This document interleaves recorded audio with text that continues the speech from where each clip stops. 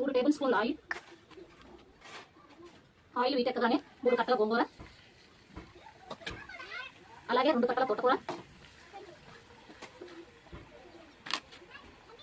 2 ఉల్లిపాయలు పచ్చిమిరపకాయలు మొత్తం వేసేసేయాలి. అలాగే మనం తీసుకున్న 1.5 స్పూన్ సాల్ట్, 1 స్పూన్ కారం, పసుపు మొత్తం వేసేయాలండి. ఒకసారి అన్ని కలియ పెట్టుకొని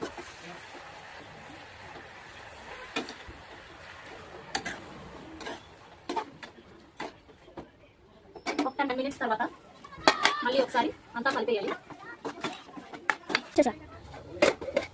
చూడండి ఫ్రెండ్స్, ఆల్మోస్ట్ అయిపోయినట్టుంది. ఇంకా ఒక 2 మినిట్స్ అయితే ఫినిష్ అయింది. ఓకే, నేను మా అమ్మమ్మ గారి దగ్గర నుంచి నేర్చుకున్నాను, మీకు తప్పకుండా నచ్చుతుంది. ఒక ఫ్రెండ్స్ చూడండి అయిపోయింది. వాటర్ అంతా ఇది పోయాలి. ఇప్పుడు ఇలా వచ్చాక స్టవ్ ఆఫ్ చేసి, ఇలాంటి మన అందరి ఇళ్ళలో ఉంటాయి పప్పుకి, దీంతో ఇలా స్టవ్ మీద ఉంచి ఇలా బాగా మెత్తగా వచ్చే వరకు ఎత్తుకోవాలి. ఓకే, మీకు స్టవ్ మీద ఇబ్బందిగా ఉంటే పర్లేదు, ఇలా కింద ఇక్కడ పెట్టుకొని కంఫర్ట్గా ఉంటారు. ఇలా బాగా ప్రెస్ చేసుకుంటూ మెత్తగా వచ్చే వరకు ఉట్టుకోవాలి. ప్రెస్ చేసుకుంటూ మెత్తగా ఈ పచ్చిమిర్చి అంతా మెత్తగా అయ్యేటప్పుడు చేసుకుంటూ ఉండాలి. ఓకే ఫ్రెండ్స్, బాగా మెత్తగా అయ్యే వరకు చేయాలి.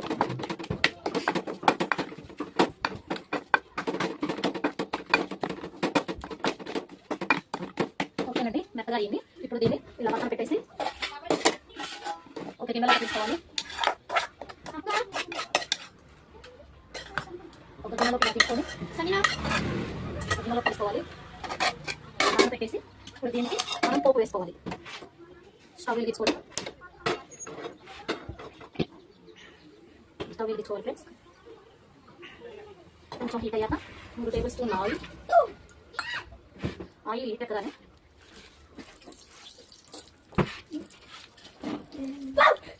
మనకు కావాల్సిన పోపు దినుసులు, హోల్ పోపు దినుసులు అలా వేయాలండి.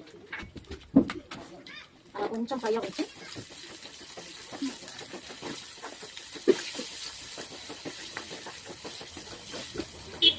పోపు దినుసులు వేయవగానే ఒక 3 ఎండుమిర్చి, పచ్చగా దంచిన వెల్లుల్లి, కరివేపాకు కొంచెం సిమ్లో పెట్టుకోండి.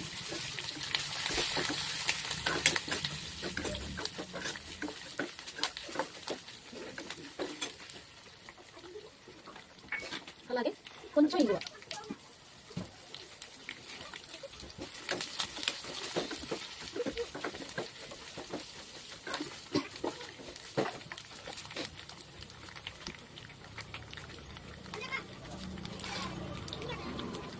అంతే ఫ్రెండ్స్, పోపు కూడా అయిపోయింది. ఒకసారి కలిగేటట్టు